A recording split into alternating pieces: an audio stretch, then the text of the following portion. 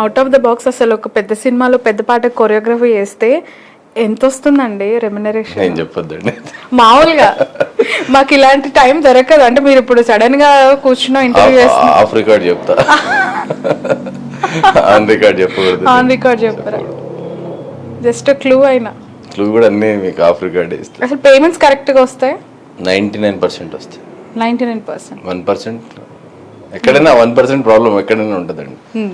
అన్ని ఇండస్ట్రీస్లో ఉంటుంది, మా దగ్గర కూడా ఉంటుంది. ఓకే, సో వాళ్ళ పేమెంట్ రెమ్యునరేషన్ అనేది ఎలా డిసైడ్ చేయబడుతుంది ఇండస్ట్రీలో? బేస్డ్ ఆన్ మూవీస్ అండి.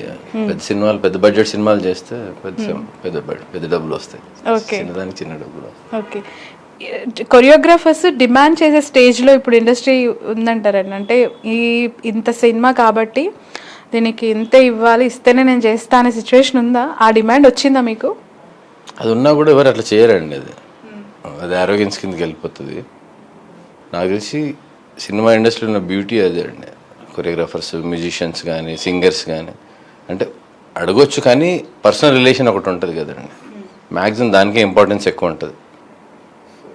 ఇంత చార్జ్ చేసినా కూడా అంతకుముందు గతంలో వాళ్ళకి స్టార్టింగ్ ఎర్లీ స్టేజెస్లో హెల్ప్ చేసిన వాళ్ళు మళ్ళీ పిలిస్తే ఖచ్చితంగా పోయి హ్యాపీగా పని చేస్తారు. డబ్బు అనేది సెకండరీ అయిపోతుంది. పని, ఆ క్రియేటివ్ లెవెల్ ఆఫ్ వర్క్ ఏదైతే ఉందో దానికే ఫస్ట్ ప్రయారిటీ ఉంటుంది. ఖచ్చితంగా డబ్బు సెకండ్ ప్రయారిటీ ఉంటుంది. ఓకే, ఒకప్పుడు చాలా మంది అంటూ ఉంటారు, దాసరి నారాయణ గారు చాలా పెద్ద మనిషి స్థాయిలో ఒక పెద్దరాయుడు కైండ్ ఆఫ్ పోస్చర్, ఆయన అన్ని సర్దేవారు, అన్ని ఇష్యూస్ని ఆయన టేకప్ చేసేవాళ్ళు అని చెప్పి.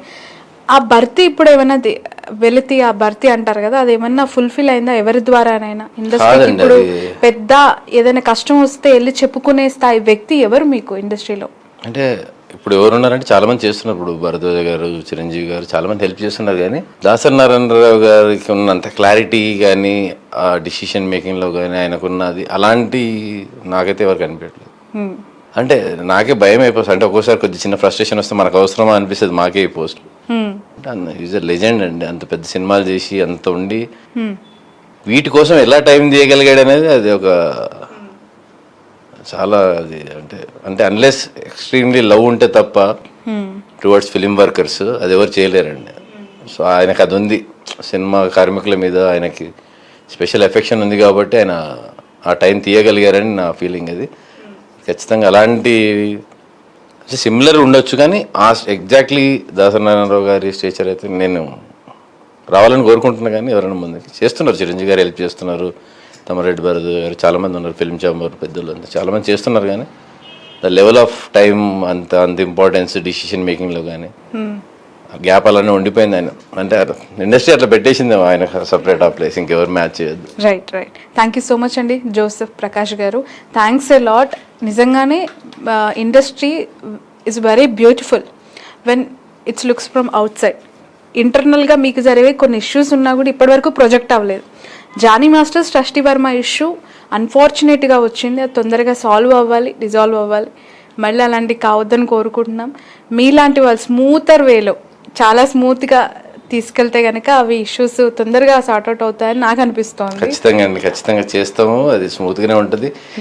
మీరు బయటపడలేదు అంటారు, జరగలేదు అలాంటి ఇన్సిడెంట్ కాబట్టి బయటపడలేదు. Right. Thanks a lot. Thank you so much అండి. Thank you so much. Right. ఇది జోసెఫ్ ప్రకాష్ గారితో స్పెషల్ ఇంటర్వ్యూ. ఎందుకనంటే తనతో ఇంటర్నల్గా ఇప్పటి వరకు కూడా జరిగిన ఇష్యూస్ అన్నీ కూడా ఒకసారి ఈ ఇంటర్వ్యూ ద్వారా చూపించే ప్రయత్నమే. జానీ మాస్టర్ అసోసియేషన్ ప్రెసిడెంట్గా వైదొలిగిన తర్వాత తను గెలుచుకున్నారు. తను విన్ అయిన తర్వాత జరుగుతున్న ఈ ఇష్యూస్, డెవలప్మెంట్స్ పైన ఈ స్పెషల్ ఇంటర్వ్యూ. ఇండస్ట్రీ ఎప్పుడు కలర్ఫుల్గా లైమ్లైట్లో ఉన్నవాళ్ళు, లేని వాళ్ళందరూ కూడా అవకాశాలు అందిపుచ్చుకుంటూ మెండుగా వాళ్ళ లైఫ్ని కొనసాగిస్తూ ఉంటుంటారు. బట్ కొన్ని ఇష్యూస్ అన్ఫార్చునేట్గా జరుగుతూ ఉంటాయి. వాటిని సర్దుకొని ముందుకెళ్లడమే మా లక్ష్యం అని చెప్పి ఆయన చెప్తూ ఉన్నారు. That's all. 89 doctors day special కుటుంబ సభ్యుల మెడిసిన్ పై 50% తగ్గింపు, డాక్టర్ కన్సల్టేషన్ ఉచితం, డైట్ మరియు ఎక్సర్సైజ్ చార్ట్, ఇమ్యూనిటీ బూస్టర్ మరియు ఫ్రీ కౌన్సిలింగ్, అన్ని రకాల అనారోగ్య సమస్యలకు మెడినైన్ తో పరిష్కారం.